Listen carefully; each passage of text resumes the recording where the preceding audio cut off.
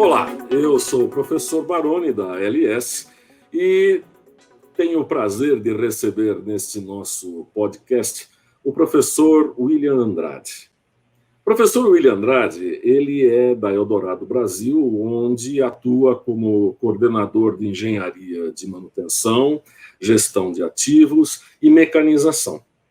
A Eldorado Brasil é uma das mais modernas e competitivas empresas de celulose do mundo. Seja bem-vindo, meu caro professor William, e vamos nos divertir. Com certeza, professor Baroni. Que bom, que bom. Meu caro, fale um bocadinho aí da Eldorado. Um bocadinho, só um bocadinho. Então, professor, a Eldorado Brasil está localizada entre os municípios de Três Lagoas e Selvíria, né, no estado de Mato Grosso do Sul. É uma fábrica, como o senhor mencionou, uma fábrica muito moderna, né, e com capacidade instalada de 1,7 milhões de toneladas de celulose por ano, né? E hoje, grande parte dessa produção ela é exportada, né? Muito pouco fica no mercado interno, né? A gente possui uma área superior a 270 mil hectares de floresta plantada, né? E toda a madeira que provém para a fábrica está em plantios no Mato Grosso do Sul. É uma coisa impressionante. É impressionante mesmo. Mas uma atividade como essa precisa de profissionais especiais. Então, não é porque é professor que, por si só, já é especial. Na verdade... Sem dúvida. Ele é professor, é professor do quê? E eu sei, né, então, que o professor William, ele é professor de cálculo estrutural, que no meu tempo a gente chamava só de resistência dos materiais ou RESMAT. Uma matéria que desde o meu tempo é altamente reprovante, não é verdade? Mas é básica, né? É básica, não é verdade? Sem dúvida, sem dúvida. É uma das cadeiras bem, vamos dizer, apimentadas, né, da engenharia. Apimentada é a palavra correta. Apimentada é a palavra correta. Vamos fazer o seguinte, me conta um pedaço, então, né, da sua carreira profissional enquanto na área de manutenção. Depois, se quiser entremear aí como é que se meteu na vida docente, que é uma tarefa árdua, né? Eu costumo dizer que se o mundo fosse feito de porcas e parafusos, eu já teria consertado. Mas ele tem seres humanos, né? E é aí que a gente, principalmente na docência, é que a gente vê que não tem nada a ver com porca e parafuso, né?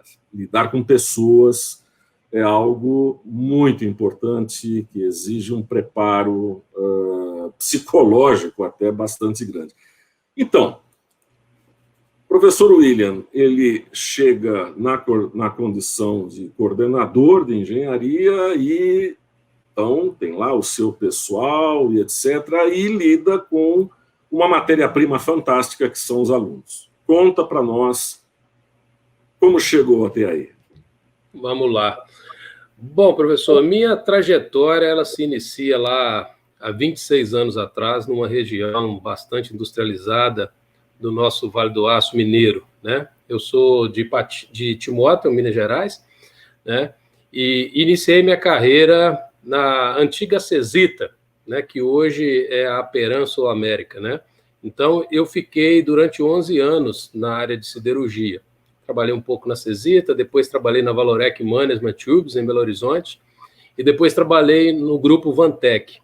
sempre lidando com manutenção. Eu fiz Senai, eu sou ex-aluno de Senai, então eu fiz Senai de mecânica geral, né? Então foi ali que eu comecei, né, o meu mundo, né, da manutenção. Depois eu migrei para a área de papel e celulose, onde primeiro eu trabalhei na Senibra, né, também lá em Minas Gerais, né, a celulose nipo-brasileira, e aí tive minha primeira experiência com fabricante. Eu fui trabalhar na Komatsu Forest, a divisão florestal da Komatsu Corporation. Então eu fiquei um bom tempo na Komatsu, e ali foi quando eu comecei a me aprofundar mais aí no segmento de equipamentos florestais, né? Da Komatsu, eu fui para um outro grande player do mercado, que é a Suzano Papel e Celulose, né? Hoje maior fabricante do mundo. Depois retornei para outro fabricante, a finlandesa Ponsse, né? Também um fabricante de máquinas florestais. E depois vim trabalhar na Eldorado Brasil, né? Eu estou na Eldorado Brasil, completo agora em maio, 3 anos que eu estou aqui. Então já são um pouquinho mais de 25 anos trabalhando aí com manutenção. 26 anos completados no mês passado, para ser mais preciso, né? E no meio desse movimento, que eu costumo dizer que eu sou um trabalhador que foi estudar, né? Eu não estudei primeiro para depois ir para a labuta profissional, vamos assim dizer. Então, eu primeiro me fui trabalhando, fui me formando profissionalmente, e depois que eu fui fazer a engenharia. E lá na engenharia, eu tinha uma admiração grande por alguns professores, que eram aqueles caras assim que somava para você, não só no meio acadêmico, sabe? Mas você olhava naquelas pessoas e via assim, puta, esse cara me inspira, e eu quero fazer como ele, né? E assim nasceu também essa paixão pelo meio acadêmico. Para o senhor ter uma ideia, eu comecei a lecionar para o ensino técnico, eu estava no 2º ano de engenharia. Então, eu trabalhava de dia em empresa, na época eu trabalhava na Senibra, então eu trabalhava de dia na Senibra, alguns dias à noite eu lecionava e alguns dias eu estava estudando. Então, sempre o lado da academia me trouxe assim, me inspirava muito naquele ato de fazer algo diferente, né? Até pela carência, quando o senhor fala do mundo de porcas e parafusos, né? Vamos trazer mais pessoas para nos ajudar a colocar essas porcas e parafusos. E foi esse sentimento que foi me inspirando, né, a vir por meio acadêmico, e isso começou lá em 2005. Né? Em 2005 eu comecei a lecionar. E de lá para cá eu diminuí, mas não parei. Eu ainda atuo como professor convidado em alguns cursos de especialização, bem focados na parte de manutenção. Então, é mais ou menos essa aí que é um pouquinho da minha história. Muito bacana. Isso me faz lembrar alguns conselhos que eu recebi do meu pai, o primeiro professor Baroni. Ele dizia: se você virar professor, eu te torço o pescoço. Mas ele tinha a sua razão. Ele é de uma época, né? Papai foi-se embora há 4 anos com 102 anos. Quer dizer, então, eu sou de raça ruim, né? Eu digo que é melhor gostar de mim, porque eu ficarei aqui muito tempo. Mas ele queria dizer justamente isso, né? Às vezes você tenta somar, mas não tem um reconhecimento adequado. E quando ele falou isso, né, a primeira coisa que me ocorreu foi uma dúvida. Pô, mas pera lá, mas o reconhecimento depende de mim mesmo. Será que eu estou conseguindo transmitir conhecimento? Eu ganhei conhecimento, né? Eu aprendi. Mas será que eu estou conseguindo transmitir? E aí, esses professores, o senhor citou, que lhe inspiraram, sabiam transmitir. Sem dúvida. Qual foi a sua primeira aula? Nossa! Olha, foi interessante, porque nesse momento eu não estava vinculado à empresa. Foi um período de transição. Eu tinha saído da última empresa de siderurgia que eu trabalhei, e eu sempre fui aquela pessoa assim que eu visto a camisa e eu sou 24 horas disponível para a empresa. E eu ficava naquela 24 horas respirando a empresa. Minha esposa estava grávida e eu não tinha acompanhado nada da gravidez, e foi a única gravidez, porque veio 2 de uma vez só, né? Na verdade, 2. Eu sou pai de gêmeas, então eu desvinculei de uma empresa e aí, de repente, pintou essa oportunidade para lecionar. Fui lá, bati na porta da instituição com o currículo impresso debaixo do braço, entreguei o meu currículo na sexta, me chamaram para uma reunião no sábado, a aula começava na segunda. Quando eu entrei na sala de aula, a primeira turma, a disciplina era metrologia. E eu falei assim, bom, eu vou ter que agora chegar aqui, eu preciso quebrar o gelo, né? Então, eu entrei na sala, os alunos olhavam para mim, a primeira aula na segunda-feira, um curso novo, que até então aquela instituição não tinha curso técnico, ela era uma instituição de ensino médio, e eu virei para eles e falei assim, bom, pessoal, então, ao longo da vida de vocês estudaram biologia, que é o estudo da vida, vocês estudaram geografia, que é o estudo das terras, dos aclives, dos declives, etc. E agora nós vamos aqui fazer o estudo do metro, que é a metrologia. E assim foi aquele surto de gargalhada dentro da sala, e eu falei, putz, comecei. É isso aí. E assim a gente foi levando, o frio na barriga passou, mas eu confesso, professor, que a cada nova turma, o frio da barriga sempre volta, ele é gostoso. E é isso que é bacana. É verdade, é verdade. Não só o frio na barriga, nem tanto para mim. É transpirar nas costas. Nossa Senhora. Mas tranquilo. Grandes atores, atrizes, já disseram que toda vez que entrava no palco, mesmo que já fosse a 10ª temporada da peça, toda vez que entrava no palco sentia medo, sentia um receio, tal. Aí eu pensei, caramba, mas se Procópio Ferreira, Bibi Ferreira e os outros grandes podem sentir paura, eu também posso. Vamos embora. É isso. Não é isso? No das contas é isso. Bom, ok. Então, nós sabemos como chegou aí na vida de professor. Isso é bacana. Mas vamos falar de manutenção, essa cachaça? Vamos falar de manutenção. Cachaça viciante. Viciante. Nossa Senhora, é uma cachaça esse treco. Tenho tanta história de como eu me meti na manutenção. Mas o seu caso, como é que você se meteu na manutenção? Era vaga que foi sorte? Como é que foi? Eu não. Eu fui empurrado. Eu ainda cheguei na manutenção de salto alto dizendo, eu vim aqui para auxiliá-los. Cheguei de salto alto, sim. 6 meses depois, eu virei para o mais velho, Wilson Antônio, e disse, Wilson, você é o mais velho da manutenção e eu quero te pedir desculpa. O que você fez, né? Eu falei, não, eu achei que a manutenção não ia agregar.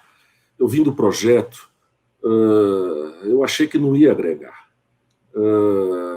E achei que não ia usar o que eu aprendi na escola, só ia ficar trocando peça.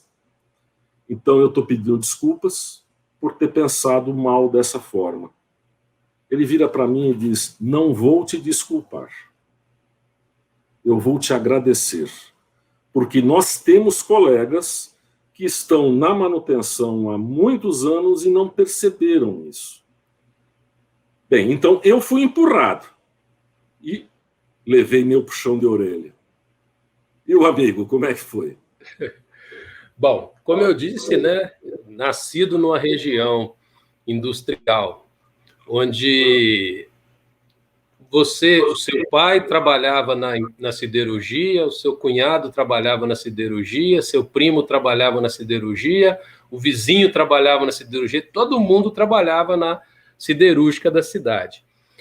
E eu, quando eu estava ali no final do ensino fundamental, eu confesso que eu pensava em fazer administração, porque me falavam que eu sempre era bom para comunicar, sempre era bom para interagir. Então eu pensei, falei, bom, eu acho que eu vou para esse ramo aí, vou para o ramo comercial, vou tentar trabalhar com alguma coisa desse tipo, né?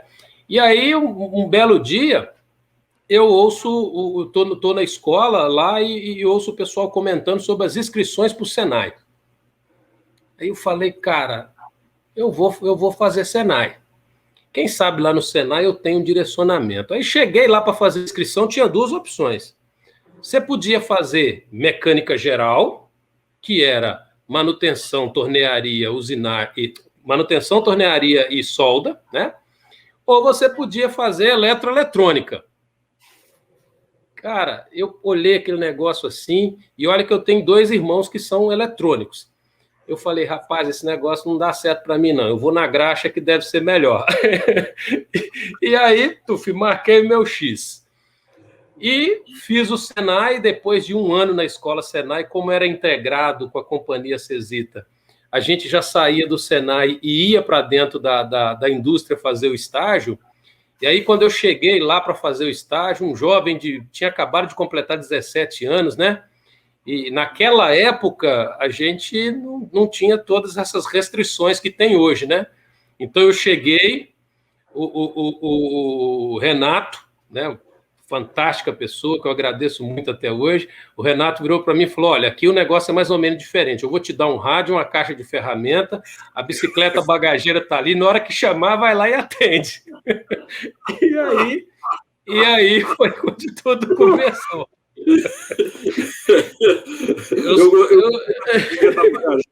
A bicicleta bagageira é o melhor.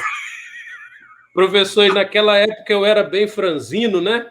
E aí fui fazer uma manutenção para reajustar um cilindro, o espaço era bem pequeno, o mecânico mais antigo me segurou pela perna, me colocou lá dentro, eu ajustei, saí de lá todo sujo de graxa e fui embora para casa como a pessoa mais realizada da minha vida. Não esqueço disso, né? E sim, fantástico. Falei, puta, toda manutenção. Toda manutenção. Aí lascou-se. Aí já era. Aí já era. Bom, mas então, agora vamos andar um pouquinho. Você saiu da siderurgia, né, que é uma escola fantástica, também fui da siderurgia, mas... E aí foi para a área florestal, não é isso? Não, foi para a Komatsu, agora me perdi um pouco. Eu fui para a área florestal, de papel e celulose, começando pela Senibra. Né? Ah, sim. Isso. O que acontecia? Nessa época, eu já fazia engenharia, né? E tinha alguns amigos que trabalhavam na Senibra e estavam lá com a gente. E aí você começa a identificar com algumas pessoas, né? E eu peguei afinidade com o supervisor da Senibra, que nós éramos muito parecidos. No que nós éramos muito parecidos? A gente não parava dentro de sala porque o celular tocava toda hora porque aconteceu alguma coisa no trabalho. Quebrou alguma coisa. No caso dele, quebravam máquinas florestais e, no meu caso, quebrava equipamentos da indústria que eu trabalhava. Então, a gente se via mais no corredor do que dentro de sala de aula. E um dia, ele ficou sabendo que eu tinha saído dessa empresa que eu trabalhava, né? Lá de quando a minha esposa estava grávida, que eu contei um pouco atrás. E aí ele virou para mim e falou assim, rapaz, pelo que eu vejo de você, você tem um perfil para Senibra. Né? Essa coisa de... Porque eu vejo você toda hora, você está atendendo o telefone, você sai... Cara, você tem um perfil. Uma entrega, uma atitude, uma doação e tal. E aí eu mandei currículos, né? E um dia fui chamado para fazer o processo para a área florestal. Professor, eu confesso que, apesar de eu ser criado Tem muitos tios que eram da área florestal, eu não imaginava nunca que eu ia para a área florestal. Eu não conhecia muito de equipamentos florestais, né? Eu conhecia equipamentos móveis, já tinha trabalhado com guindaste, com caminhão, com empilhadeira, com pá carregadeira. Então, eu já tinha lidado com equipamentos móveis, mas não equipamentos florestais, equipamentos para corte de madeira. Então, eu chego lá e me deparo com aquele novo cenário. Aí eu falei, meu Deus, como que eu vou me adaptar nisso aqui agora? Porque quando me perguntam assim, diferencia a área industrial da área florestal, eu falo assim, de uma maneira muito simples, muito simples. A indústria é a criança comportada, a florestal é a criança sapeca. Porque na indústria, se o senhor voltar lá naquela planta da Cosipa que o senhor trabalhou, a planta está no mesmo lugar, o equipamento está no mesmo lugar, as máquinas estão no mesmo lugar. Mas na área florestal, se você voltar amanhã, a máquina não está ali mais, ela já cortou aquela área, já foi para outra área. Então, exige de você assim uma interatividade muito grande. E aí eu digo que eu me adaptei muito bem a isso, porque você não tem monotonia. Isso é um ponto extremamente importante, né? E você está no meio da floresta, tem intempéries? Tem chuva, tem barro, tem poeira, tem sol, etc. Mas você está vivendo a manutenção de algo que está ali o tempo todo em movimento. Então, isso é um negócio assim muito interessante. Então, foi a segunda paixão, vamos assim dizer, né? Entendi. Agora, um passarinho me contou, aliás, seu fã, né? Um tal de Samuel Herrera, ele me contou aí de algumas experiências interessantes com relação a trabalhar em ladeira, né? Trabalhar inclinado, né? Aí ele me contou mais ou menos, eu falei assim, eu vou perguntar, mas... E até pensei no seguinte, né? Assim, poxa, tem gente que fala assim, você quer moleza? Vai empurrar bêbado em ladeira. Tá certo. Agora, isso é ladeira abaixo, mas o seu trabalho é ladeira acima, e com tora de madeira, né? Máquina engatada. Conta essa experiência para nós aí, porque não é todo mundo que sabe fazer uma coisa dessa, não. É o que nós chamamos... 42 graus de inclinação, não é isso? É isso mesmo, professor. Entregaram. Eu costumo dizer que Deus foi muito bom nos desafios que ele me colocou na vida, né?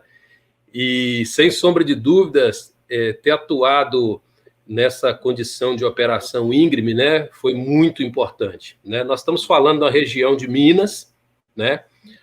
Nós estamos falando ali da região de Cocais, né, uma área da Cenibra, né, onde a mecanização ela ficou limitada, né? O que a gente chama de mecanização? Mecanização é até onde você vai na operação florestal com máquinas.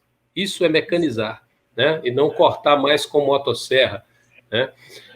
Ou machado, como era antigamente, né?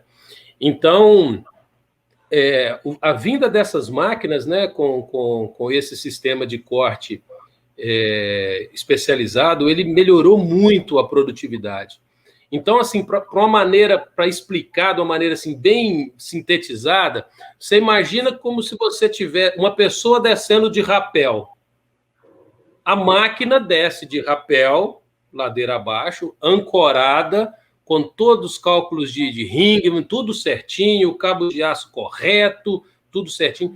Ela desce tracionada. Não é que aquele cabo está segurando a máquina, ela tá na tração. Aí nós lembramos lá das nossas aulas de resistência de materiais, né? Como que um cabo de aço X sustenta uma estrutura Y, né? Então, essa máquina desce dessa forma, ela faz o corte do eucalipto, e vem uma segunda máquina, esse é o harvester, né, que faz o corte, e vem uma segunda máquina, que é o forwarder, para fazer o baldeio. Então, ele vai descer, como a gente diz lá em Minas, ele vai descer para aquele grotão abaixo, né, que é a ladeira abaixo, e vai carregar a madeira sobre, e aí ele traz essa madeira até a beira do carreador, que é a beira da estrada, que é onde depois vai ser empilhada e transportada. É uma operação, assim, professor, é muito peculiar, mas feita com todo o processo de segurança, é uma operação nota 10. Mas eu confesso para o senhor, eu já entrei dentro da máquina enquanto o operador estava fazendo a operação. Você tem que ter sangue frio, porque não é uma coisa muito simples. E conheci várias pessoas com operações parecidas ao longo do mundo, e eles falam, né? O Brasil é o maior desafio. Existem operações parecidas na Áustria, na China, algumas outras na Ásia também, em outros países asiáticos, Indonésia, enfim, que também tem as suas peculiaridades. Mas a condição do Brasil, a condição lá de Minas, existem outras áreas no Brasil também com essas inclinações. A região do Vale, em São Paulo, algumas regiões ali próximo de Domingos Martins, no Espírito Santo, tem algumas particularidades parecidas. Mas é um desafio, assim, que esse também está carimbado lá no meu currículo, né? Eu falo que dentro das coisas que você tem que passar no meio florestal, se você tiver uma experiência de trabalhar em operações como essa, vale muito a pena. É uma bagagem fantástica. Com certeza é. Olha, sangue frio é a explicação educada, né? Vamos manter assim. O povo entendeu. É que às vezes, né, você fala assim, tal, é fácil, né? Sobe lá no tratorzinho, né? Passa a faca ali, passa aquele serrote lá girando, ele põe aquela garrinha lá, vai fazer, não é? Isso aí, é verdade. Vai fazer. Aliás, essa sua observação sobre eu fui lá trepado lá na cabine, junto com o operador e tal, isso é algo que me fascina. Eu acho que eu sou até exagerado ao dizer o seguinte: quem não sabe operar, não sabe consertar. Se você não sabe como o treco tem que funcionar, você não vai saber ajustar. Concorda comigo ou não? Sem dúvida, sem dúvida. Você não precisa ser um exímio operador, mas você tem que conhecer o mecanismo. Se você não conhecer o mecanismo, né? Estava na cara, né? Essa minha pergunta acabou sendo retórica. Né? Essa sua história está na cara que concorda. Fáceis, né? Alternativa. Ou A ou A. É verdade. É isso mesmo. Bom, vamos sair um pouco desse pedaço agora, vamos para um outro desafio que eu sei que enfrentou aí, que é uma usina de biomassa recente, acho, não é isso? Conta um pouco qual a experiência, como é que foi a coisa, o que se apanhou lá. Porque, tem um negócio, esse tipo de conversa que a gente procura ter nos nossos podcasts, não é só para contar as coisas boas que nós fizemos, a gente tem que contar as bobagens que fez, os puxões de orelha que levou e tal. Eu acho que é pelo seguinte: eu costumo dizer que a minha missão é fazer com que os demais sejam melhores do que eu. Mas eles só vão conseguir ser melhor do que eu se eles conhecerem as bobagens que eu fiz. Não é verdade? Sem dúvida, sem dúvida. Pode contar um pouco de bobagem, que eu não vou espalhar. Vai ficar só eu, o Rafael, nosso videomaker, e, se Deus quiser, mais 1 milhão de espectadores que vão assistir esse podcast. Conta aí. Na realidade, eu tenho duas histórias com relação à questão de geração de biomassa, né? Digamos que uma, ela encaixa aí no que nós destacamos como os lapsos da carreira, né? Que é mais antiga, que foi há quase 20 anos atrás, né? Onde foi na última empresa de siderurgia que eu trabalhei, onde a gente foi fazer uma produção para poder produzir CO, para substituir o gás dos fornos de secagem de placa de GLP para CO, né? Fizemos um gasificador, fomos numa empresa, visitamos, analisamos e trouxemos aquela encrenca para dentro da fábrica e construímos. E legal que aquilo ficava na frente da minha sala, né? Então eu saía todo dia de manhã e olhava aquilo ali e falava, bom, fica aí, não explode não. Mas foi assim um trabalho muito forte, um esforço muito grande para um benefício muito pequeno, porque era um momento em que o GLP estava com um valor agregado muito alto, né? Então foi uma solução, mas parou ela com pouco tempo, muito pouco tempo. Então eu diria que foi um projeto que não se pagou, um projeto que talvez ele teve ali os seus benefícios, mas depois ele parou porque o GLP voltou a ser uma boa opção, né? Hoje, muitos anos depois, né? Essa história que eu contei foi de 2003, então hoje, em 2021, nós estamos aí com um projeto que vem nos desafiando muito forte e que já vai partir, que é a usina termoelétrica de biomassa da Eldorado Brasil, a Onça Pintada, né? Nós já estamos produzindo o material que vai ser queimado na caldeira no campo, né? Então a gente já está produzindo. É uma operação bastante desafiadora, mas tem um time também bastante engajado. O grande desafio dessa operação se dá pela pluralidade de equipamentos. Então, são vários equipamentos únicos fazendo processos. Então, você tem um único equipamento para picar, um único equipamento para pré-triturar, um único equipamento para triturar, um único equipamento para peneirar. Então, naquela linha de raciocínio de quem tem um, não tem nenhum, a gente tem que criar, né, ou melhor, nós estamos criando uma robustez muito grande dentro do processo de manutenção, procurando antecipar, né, as intervenções. Um detalhe interessante, alguns equipamentos são únicos no Brasil, são primeiro operação, o tipo de operação que o Eldorado Brasil está fazendo, ela é novidade no mercado, né? Algumas empresas já tentaram e não foi para frente, então o que o Eldorado está fazendo é novo no mercado, então a gente está trabalhando muito forte nessa blindagem. Então, um plano de manutenção robusto, um estoque de peças robusto, equipe de manutenção volante ali do lado da máquina, se quebrou, ataca logo. Então, a diretoria não tem economizado nenhum esforço e tem nos apoiado fortemente em todas as ideias que nós levamos para poder trazer esses recursos para dentro. Então, já a termoelétrica parte, ela já está em processo de comissionamento, né? E vai ser, sem sombra de dúvida, já é um projeto de super sucesso. Então, sempre quando eu vou falar de geração de energia, eu não deixo de esquecer aquilo que aconteceu lá atrás, né? E hoje coroar com esse processo aí que está sendo fantástico. Isto é gestão de ativo, né? Não é só engenharia, né? Às vezes às vezes a gente vê aquele profissional que vai para o mundo do estudo, na escola, tal. Eu quero ser engenheiro, eu quero ser técnico e tudo mais. Eu gosto de projetar, eu gosto de apertar parafuso, eu gosto de desmontar e etc.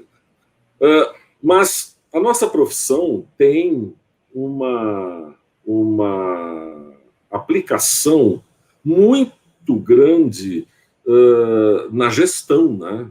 Gestão de ativos. Aliás, não é estranho nós encontrarmos colegas em outras áreas completamente daquela que você fala, poxa, mas o que é que tem a ver, por exemplo, um engenheiro químico tomando conta de caminhão na empresa de logística?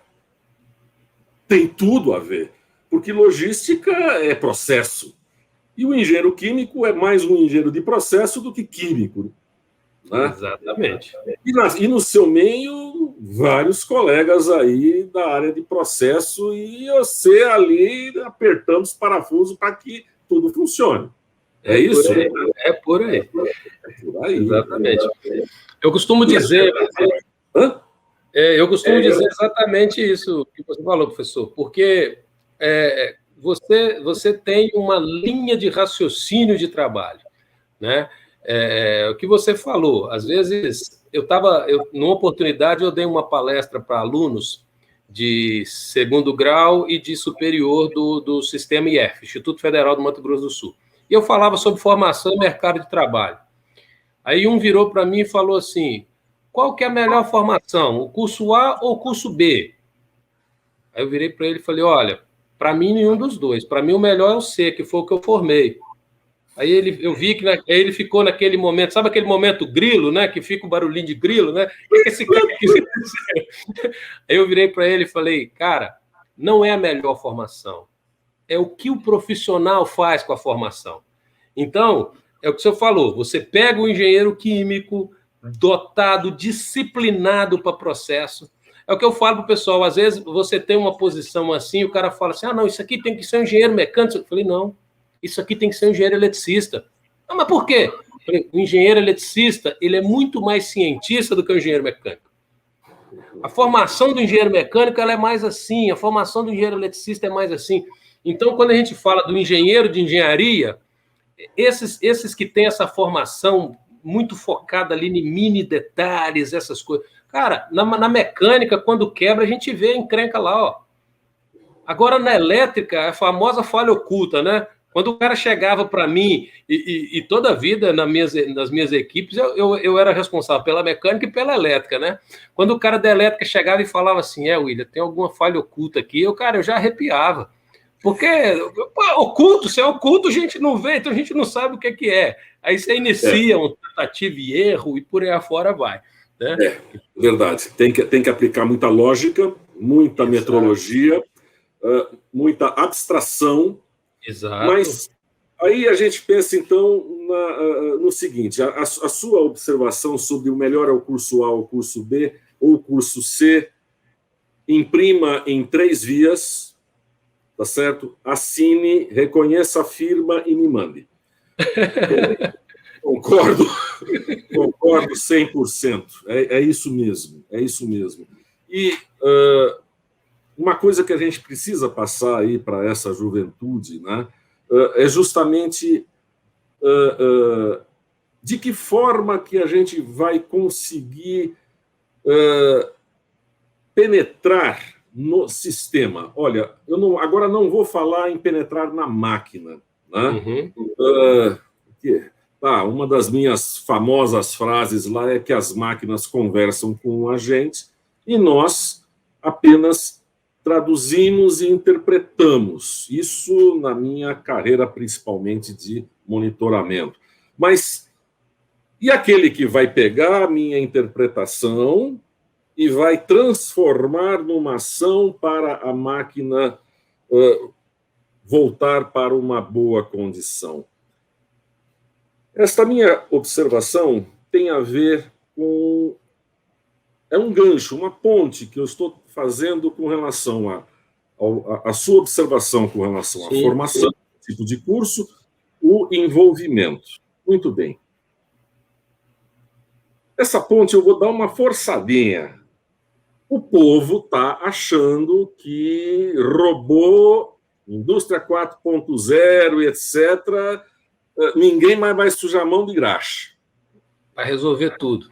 Vai resolver tudo. Fala a respeito. O que essa molecada aí vai ter que sujar a mão de graxa e amassar barro? Pois é. Em primeiro lugar, eu queria deixar claro, assim, eu sou um entusiasta da 4.0. Eu até digo que nós temos que... Eu quebro ela para manutenção 4.0, que é exatamente isso que o professor falou. O que nós vamos fazer com tudo que a 4.0, indústria 4.0 nos fornece? Quando eu estou falando de melhorar a melhorar as informações através de BI, quando eu estou falando de trabalhar com IoT, quando eu estou falando em trabalhar com toda a cybertecnologia, Big Data, o que eu vou fazer com tudo isso? Dados e mais dados, se não se transformar... Eu uso muito isso. A palavra informação, ela não é uma palavra única, não. Ela é uma palavra dupla. Informa, ação. Não adianta ficar só no informa. Informa, ação. E outra coisa que tem que se tomar um cuidado muito grande. A gente vê muito hoje as pessoas falando, né? Não, estamos indo para a indústria 4.0. Mas, cara, você não faz nem preventiva, meu amigo. Você não troca óleo, cara. Né? Quanto tempo que você não leva seu carro na oficina? Como é que você está falando de 4.0? Você está deixando de fazer o básico. Então, você tem que melhorar a sua cultura. Uma pessoa que eu tenho um respeito e uma admiração muito grande, que é o Gilson Santos, né? Que foi meu diretor na Komatsu, foi a pessoa que me contratou na Komatsu, Gilson Scofield Santos. Ele me conta que uma vez ele foi num seminário de WCM e aí eles resolveram passar um questionário para saber se todo mundo estava engajado mesmo no WCM. Aí a primeira pergunta do questionário era: sua empresa faz manutenção preventiva? Aí a segunda pergunta era assim: se a sua resposta é não, vai fazer manutenção preventiva. Então, depois você responde o resto do questionário. Então, precisa ter essa criação, professor, porque não vai acabar. A mão na chave, ela não vai acabar. O que vai mudar é ir para o parafuso certo. Isso vai mudar. A tentativa e erro, talvez ela vai ser bastante minimizada. Obviamente que quando nós estamos falando de controle de velocidade, de controle de temperatura, de controle dimensional, nós vamos e estamos ganhando muito na 4.0, porque você consegue colocar mecanismos lógicos para trabalhar ali através de algoritmos, que eles se conversam, e quando vê ali que aquela liga não está ficando muito boa, tem que aumentar a temperatura, ele já manda um sinal, o controle lógico já coloca mais temperatura, o outro tira, então isso já vai ajudar bastante. Mas uma coisa é fato, as máquinas vão continuar quebrando. Eu sempre falo isso, às vezes, quando eu estou em rodada com fornecedores, eu sempre uso uma frase que é o seguinte, falo, pessoal, toda máquina quebra, o que nós estamos querendo saber aqui é a capacidade e a velocidade de voltar a máquina à operação. Esse que vai ser o grande diferencial. Então, hoje, quando você pega um profissional e fala com ele assim, cara, você é um bom mecânico? Sou excelente. Bom, se eu te der essa máquina, se eu te der essa caixa de ferramenta aqui, você vai lá e conserta aquela máquina ali, conserta. Falei, rapaz, você não é bom não, hein? Assim? Faltou a bicicleta bagageira. A bicicleta bagageira e o rádio. Cara, mas eu esperava de você, no mínimo, o seguinte: desde que as ferramentas corretas estiverem dentro da caixa, eu vou conseguir resolver. Então, são pequenos detalhes que a gente precisa estruturar. E nesse ambiente da 4.0, eu tenho visto muitas empresas indo forte em cima dela, inclusive a nossa tem ido muito forte com isso. Na parte de equipamentos móveis, como eu falei lá da criança sapeca e da criança comportada, né? No equipamento móvel, o maior desafio nosso chama-se transmissão de dados. Gerar informação não é difícil. O complicado é você transmitir, que a máquina está lá no meio do mato. Não é onde o Judas perdeu a bota, perdeu a meia, a bota perdeu para trás. Então, ela está lá operando, né? Então a gente precisa transmitir isso, né? Então, esse que tem sido o nosso grande desafio. Nós temos uma equipe de competitividade aqui na empresa que está trabalhando muito forte nisso há algum tempo, que é um projeto de transmissão de dados, né? Então, aí nós vamos ganhar. Porque, professor, o que acontece? Nós ainda vamos ter gente operando. A gente ainda vai ter gente operando. Ah, mas já tem máquina autônoma, já tem? Vai acontecer, está acontecendo. Já tem colhedora hoje que trabalha sozinha, já tem máquina de mina que trabalha sozinha, sim. Mas nós ainda vamos levar um tempo para virar tudo isso. mas alguém ainda vai estar operando. Nem que seja num joystick sentado atrás de uma mesa, mas vai ter gente operando. Então, ainda o cara vai ter ali, vou dar um toquinho a mais, vou acelerar um pouquinho a mais, parei para ver um WhatsApp, então agora eu tenho que tirar essa diferença aqui. Então, vai ter gente mexendo e também vai ter quebra. Ela ainda vai continuar acontecendo. Mas agora, quando vir aquela quebra e a gente tiver a certeza do local onde atuar, é aquela historinha lá do martelo, né? R$1 para bater o martelo, 999 para saber onde bater. A gente vai ter um conglomerado disso. Então, estamos no caminho, mas volto a dizer, não podemos esquecer de fazer o básico, né? Eu já passei por empresa que não acreditava em análise de óleo. Não acreditava em análise de óleo. E trocava um monte de motor por ano. Um belo dia eu falei com o diretor da empresa, eu falei, vamos fazer um negócio? Deixa eu fazer análise de óleo.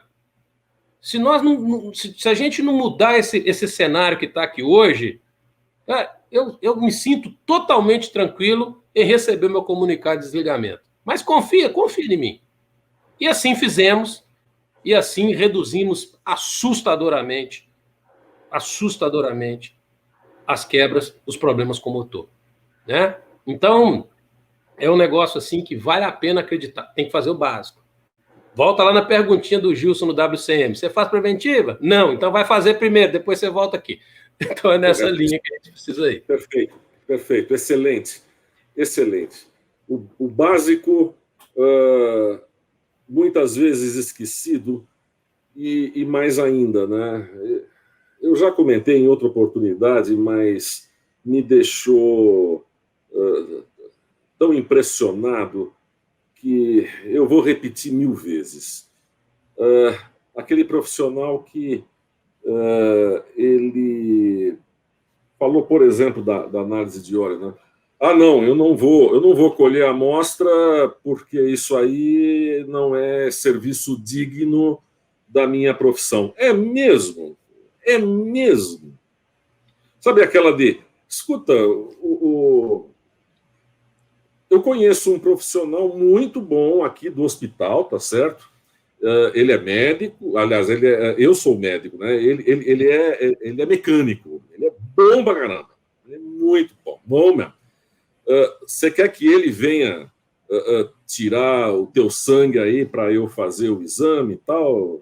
Ou você prefere um enfermeiro com nível superior? Ou eu treinado mesmo? Para isso. Exatamente. É por aí? Né? É isso aí. Quer dizer, quando a gente trabalha com manutenção preditiva, que eu odeio esse nome, né? Mas isso vai ficar para outras aulas, já falei 1000 vezes, mas vamos usar o termo preditiva mesmo. É o que temos. É o que temos. On-condition monitoring ou condição, né? Monitoramento da condição é o que eu prefiro, só para não ficar lacuna. Mas existe uma máxima que diz: entra lixo, sai lixo. Exceto no reaproveitamento de lixo, né? Onde entra lixo, sai energia. Né? Mas na informação, não.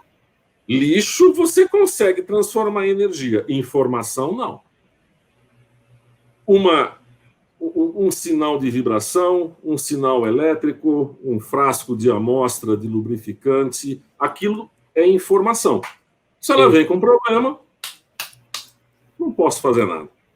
Exato.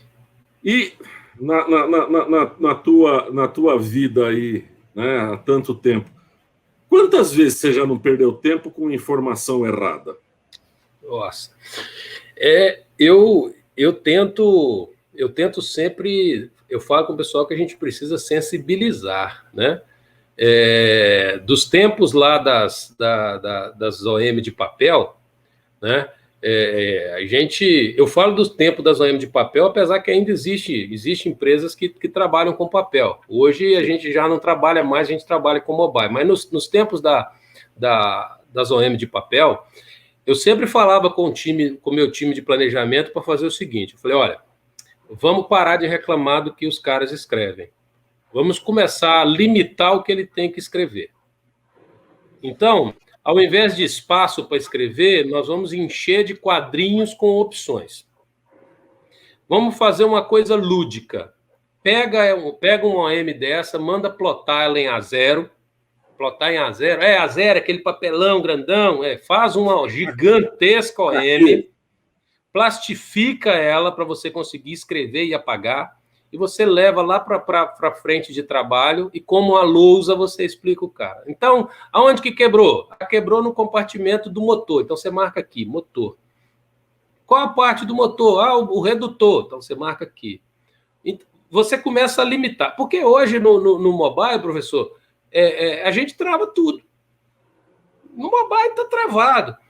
E aí, o que a gente falava para o mecânico? A gente chegava e falava um relatório, falava, olha, vocês sabiam que... E aí, vocês estão trabalhando muito? Nossa, puta, estão trabalhando demais aqui todo mundo suou a camisa. Falei, só nada. Só não, vocês ficaram 70% do tempo seus no mês passado disponível. Como assim? Não, ó, vocês só apontaram 30% do tempo útil. Não, você tá louco. Você tem coragem de falar um negócio que eu falei? Tenho, porque... O que vocês apontam é o que sai do sistema. Se vocês apontarem certo, vai sair certo. Se vocês apontarem errado, vai sair errado.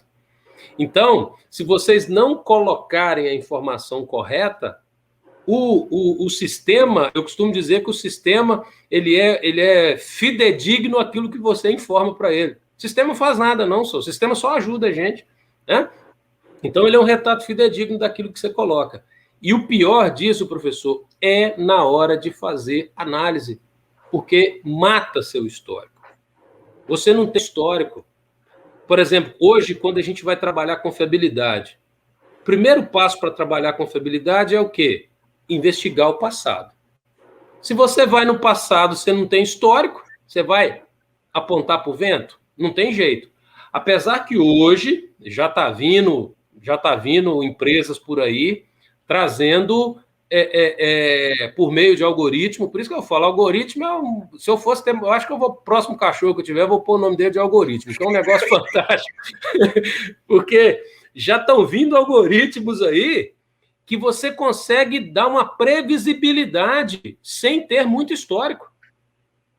Com um volume pequeno de histórico, você consegue já fazer curvas de Weibull, você já consegue fazer análises que antes você precisava de anos de informações. Então, a gente sofre muito com isso, tá? Mas aí eu volto a dizer, nós temos que trabalhar quem? Temos que trabalhar a base, temos que colocar a bota na poeira, temos que colocar a bota no barro, temos que pisar no chão de fábrica, porque é daquele cara ali que sai a informação. Valoriza, é daquele cara que sai a informação.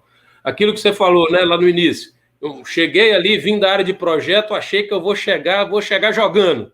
Não, você tem que ir lá conversar com o cara do piso. É ele que vai trazer informação para você e que vai te estruturar bem. Obrigado, inclusive, por ter feito o loop, porque quando eu disse que eu saí do projeto para ir para a manutenção, exatamente isso que eu ouvi. O meu chefe, engenheiro Bruno Viring,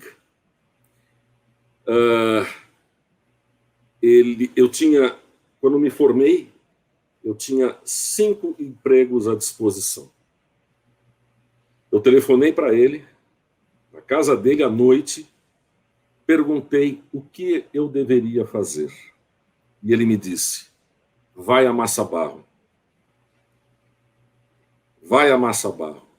Lá você terá... Eu fui estagiário dele. Né? Eu era estagiário no projeto.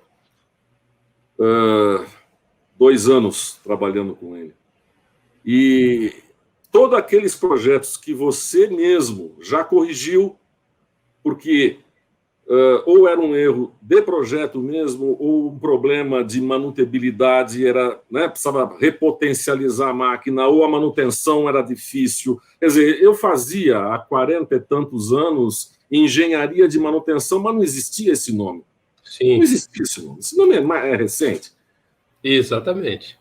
E aí ele virou para mim e disse, vai amassar barro, porque muitas das coisas que você está vendo aí, que você está ajudando a corrigir, você vai aprender melhor. E quando você voltar para o projeto, você vai não vai deixar acontecer essas coisas que você cansou de ver. Bendito conselho. Bendito conselho. Não é? Por aí, exatamente. Aí volta de novo, né? Sabe operar? Sabe como funciona? Aí a gente consegue arrumar. Caríssimo, eu adorei conversar contigo. Nós temos muita coisa ainda para contar. Umas fofocas do tempo da siderurgia, que é uma escola fantástica, na verdade. Sem dúvida. Sem dúvida. Eventuais dúvidas que o pessoal mais novo queira trazer para nós, senão não vale a pena ter cabelos brancos. Sem dúvida. Não vale a pena. Não vale a pena. Se não, compartilhar, como diz o espanhol. Compartilhar. Compartilhar. Eu tenho certeza que eu vou poder contar contigo em outras conversas dessas. Sem dúvida. Sem dúvida, com certeza. Que bom. Com certeza. Que bom. Então, vamos fazer o seguinte. Eu vou dizer muito obrigado para quem está nos assistindo, para quem nos deu a satisfação dessa troca de experiência. E eu vou deixar a palavra final contigo. Afinal de contas, é um professor. E um professor que tem muito a nos ensinar. A palavra final é sua, e ao seu final, quando o senhor disser, corta, o Rafael, nosso videomaker, vai cortar. Tá bom? Isso tem responsabilidade. A palavra é tua. Ok. Bom, professor, agradeço, né, pelo convite, agradeço ao senhor, agradeço ao Samuel, né, o Samuel também é uma pessoa que eu sou fã dele, né, já tivemos oportunidade de falar aí em outros momentos, né, gosto muito da garra e do estilo de trabalho dele, né, nos conhecemos já há um bom tempo, profissionalmente, né, e é uma pessoa muito importante, agradeço muito aí pelo convite, né, agradeço também a Eldorado Brasil, né, no nome do nosso diretor florestal, Germano Vieira, por ter permitido que a gente faça esse bate-papo, porque aqui não tem jeito, né, mesmo vindo falar como a pessoa, a gente não vai deixar nunca de falar de empresa, né? E, sem sombra de dúvida, é também uma pessoa que nos apoia bastante nisso. E dizer que, para mim, é muito importante, eu gosto muito de estar aqui, eu gosto muito de estar nesse momento, falando disso, falando desse vício gostoso que nós temos, né? Da manutenção, e poder trazer para as pessoas sempre um pouco da realidade, daquilo que a gente vive, né? Eu vivo isso, eu respiro isso, essa é a minha vida, né? Eu brinco até, de vez em quando, dá um probleminha em casa, aí eu saio, faço, aí eu brinco com a minha filha, papai fez isso porque ele é o mecânico, né? Então a gente consegue resolver, e isso para a gente é muito bacana. Então, muito obrigado, sempre à disposição, adorei essa tarde, adorei esse bate-papo, e espero que as pessoas que vão nos assistir aí, elas gostem também dessa conversa que foi muito bacana, muito produtiva. Um abraço para todos aí, muito obrigado. Rafael, pode cortar.